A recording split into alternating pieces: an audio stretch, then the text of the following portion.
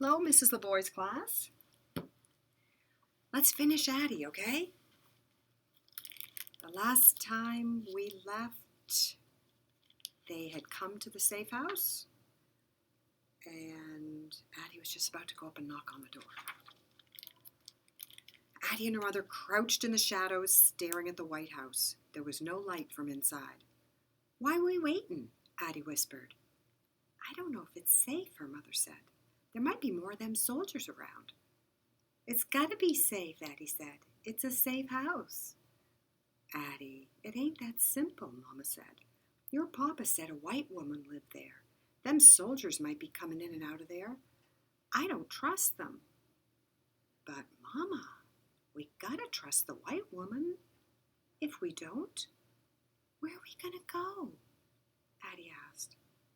Without answering, Mama took a deep breath, and she stood, pulling Addy up with her.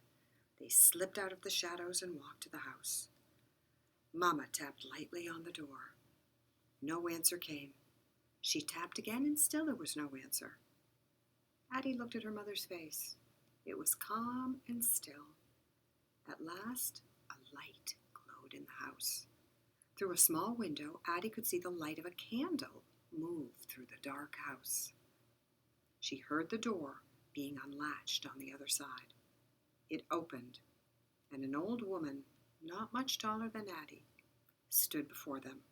Her face was shining in the light of her candle. "Miss Caroline, can you help us?" Addy asked.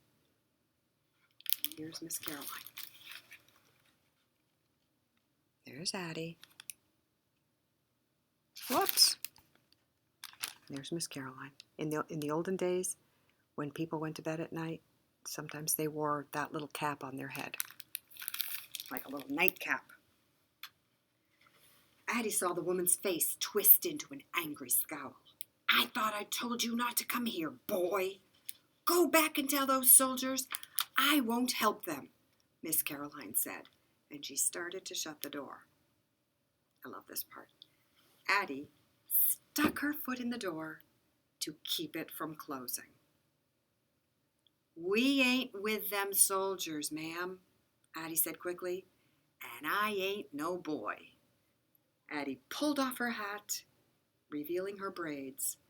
"Me and my mama running away to freedom. Can you help us?" Addy saw the look on the woman's face soften. All the anger washed from it. "Come in," Miss Caroline said. "Please come in." Whew. Addy saved the day, didn't she? Addy and her mother stepped inside. The woman quickly closed the door behind them and led them into the kitchen. "My, oh my," Miss Caroline said. "Those are some fine disguises. I thought you were with those Confederate soldiers. They got here yesterday, and they sent a boy right over here to ask me for food. But I didn't give them one crumb. I don't like those rebels. You must be tired and hungry. I don't have much, and nothing fancy, but you're welcome to it. Sit down and I'll start a fire." Addy and her mother sat watching the woman work. She seemed to be everywhere, starting the fire, dragging a tin tub next to it, heating a large pot of water, putting plates on the small table. "Let us help," Mama said. "No. You sit and rest. I know you must be tired," Miss Caroline said. "Who sent you here?"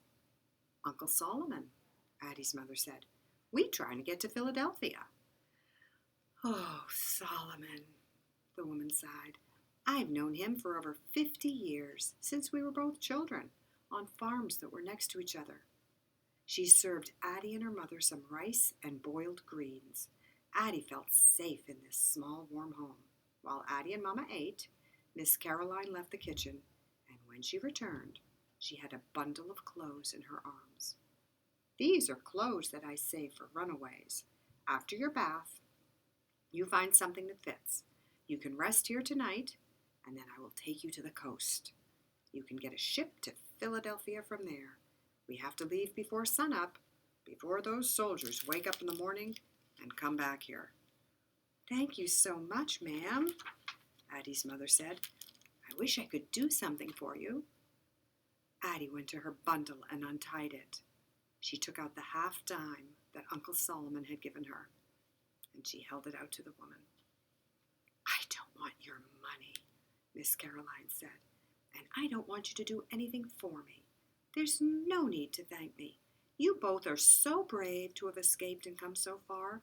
It's thanks enough to know I'm helping you have a new life."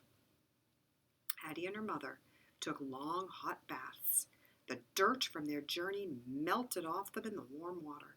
That night, for the first time in their lives, Addy and Mama slept on a real mattress, not one full of itchy corn husks. Addy tried to stay awake so she could think about how good it felt to be clean and safe, but she was too tired. She fell asleep in Mama's arms. Before the sun came up, Addy, Mama, and Miss Caroline got ready to leave the small white house with the red shutters. Mama was dressed in a brown dress, and Addy was in a pink one. Oh dear. Wait 1 second. I'm going to go get my Addy doll.